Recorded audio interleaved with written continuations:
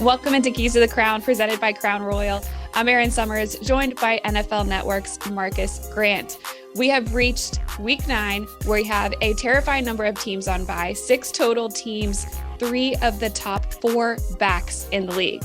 Marcas, what are you doing to supplement all of the teams that are off this week?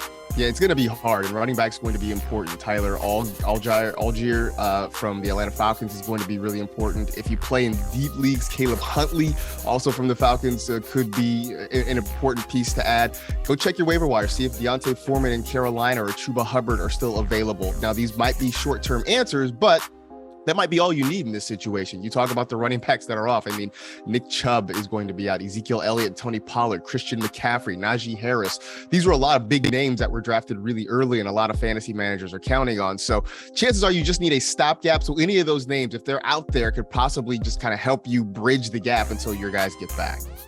We have not talked very much about defenses each week. So defense. The top defense, Cowboys, they're off this week. Who are you looking to stream? Well, if the Patriots defense is out there, they are one you definitely want to stream at this point because they have been pretty much lights out. Bill Belichick's doing a really good job with that group. They don't give up a whole lot on the ground. The Eagles may not be available to you, but they have been playing some really good football. They're out there. If they're out there as well, you should go pick them up. And that's a defense that if you were able to snag them, you could probably run with the rest of the season. And plus, a good rule of thumb so far this year, it's kind of been weird to say, but whoever's playing the Rams at this point, whoever's playing the Rams, you can target them because they're giving up a lot of sacks. Matthew Stafford has struggled with turnovers. So you just look on a week-to-week basis, see who the Rams are playing and see if that defense is possibly available.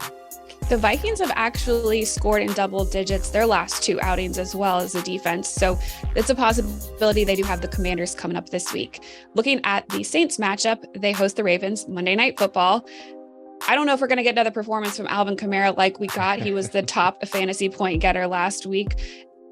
Who are you starting, sitting, and maybe a sleeper in this one? Well, you're definitely starting Alvin Kamara, even if he doesn't do what he did last week. But I think Chris Olave is a really good start this week. Looks like Andy Dalton is going to be the guy going forward there, but he certainly has gotten Olave involved in that Ravens secondary, has had its issues all season long. On the other side, keep an eye out on what happens with Mark Andrews. He injured his shoulder last week, had to leave the game.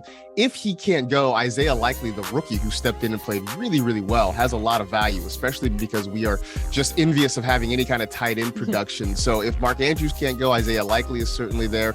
And then keep an eye on that backfield too, because whoever's the starter, whether it's Gus Edwards, whether it's Kenyon Drake, one of those guys is going to have value. Just kind of keep an eye on the injury reports and see who's going to be available for Baltimore this week.